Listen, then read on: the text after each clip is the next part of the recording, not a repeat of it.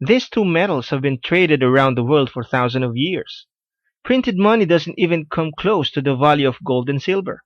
In many ways, people still consider it as the de facto standard for currency. In the past, gold has always been known as a symbol of the rich and the elite. Silver is also precious but in more functional ways.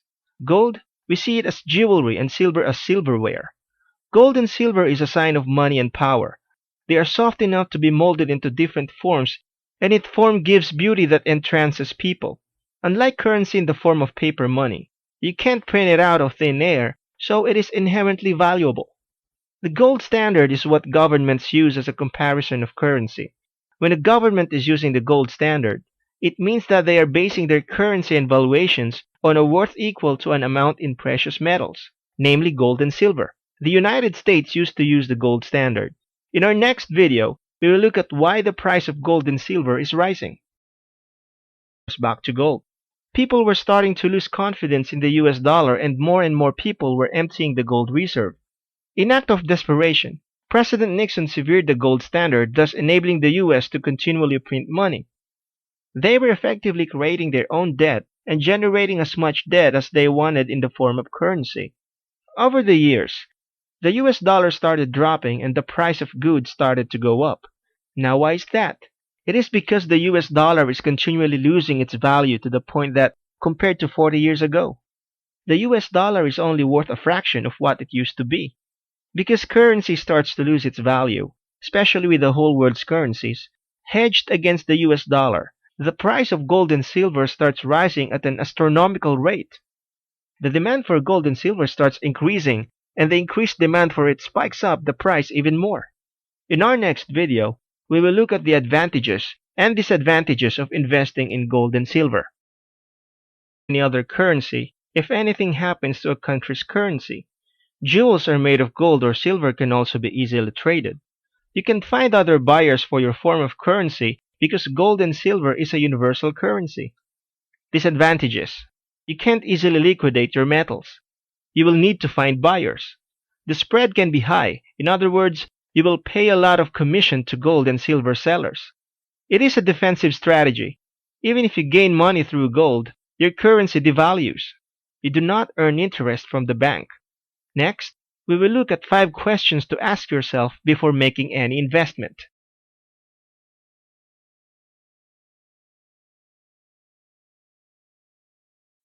Am I looking for a quick cash, or am I in this for the long haul?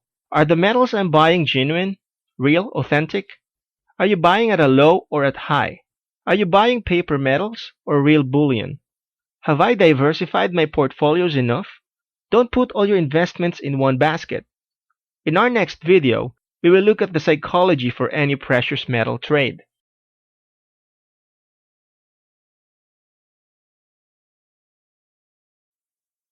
A trader's mindset is very important.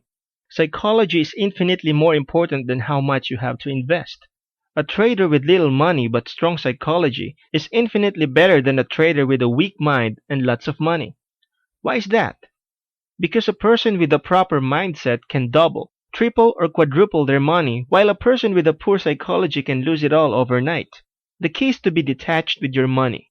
It is better to trade with money that you can spare rather than money you depend on, life or death money.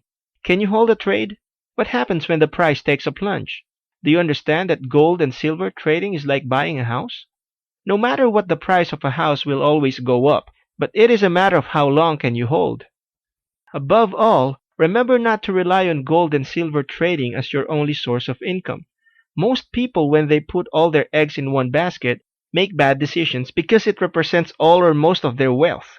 When you have income coming in from diverse locations, or even other commodities you are trading with, you will make better decisions.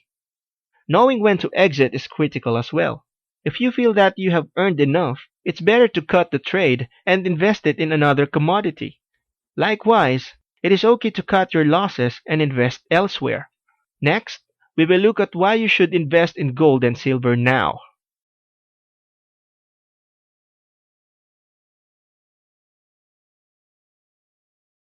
Start diversifying your assets.